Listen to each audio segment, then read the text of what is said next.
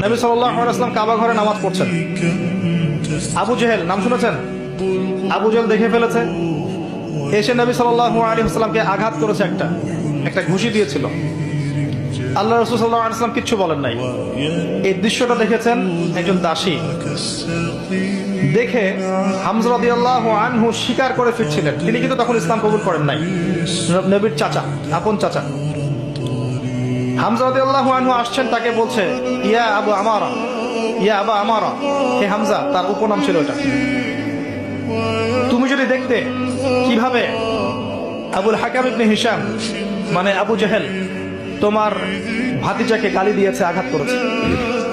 হামজা রাদিয়াল্লাহু আনহু বললেন আওয়া ফাআলা হাদা, সত্যি কি সেই কাজটা করেছে?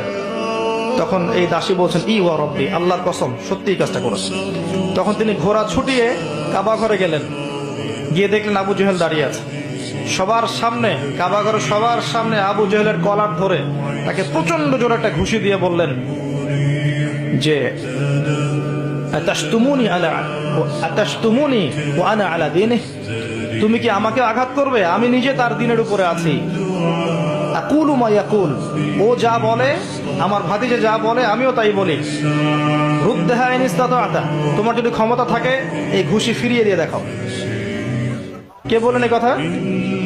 হামজা রাদিয়াল্লাহু আনহু। এবং ওখানে সাক্ষ্য দিচ্ছেন যে আনা আলা দীনিহি ওয়া শাহিদতু আল্লা ইলাহা ইল্লাল্লাহ ওয়া আন্না মুহাম্মাদার রাসূলুল্লাহ। তোমার যা ইচ্ছা এখন করো। কারো বুকের কলিজা ছিল না, ওখানে হামজা রাদিয়াল্লাহু আনহুকে একটা আঘাত করে দেখায়। এবার তিনি চলে গেলেন দারুল আরকামে, যেখানে নবী সাল্লাল্লাহু আলাইহি ওয়াসাল্লাম তখন ছিলেন। সেখানে গিয়ে বলছেন ইয়া ইবনে আখি, হে আমার ভাতিজা, কুনতু আনসুরুকা লিল হামিয়া, আমি এর আগ পর্যন্ত তোমাকে আত্মীয়তার সম্পর্কের কারণে সাহায্য করেছি। আলান, আজকে থেকে আনসুরুকা লিল ইসলাম, আমি তোমাকে ইসলামের জন্য সাহায্য করব। ওয়া আশহাদু আল্লা ইলাহা ইল্লাল্লাহ ওয়া আন্নাকা রাসূলুল্লাহ।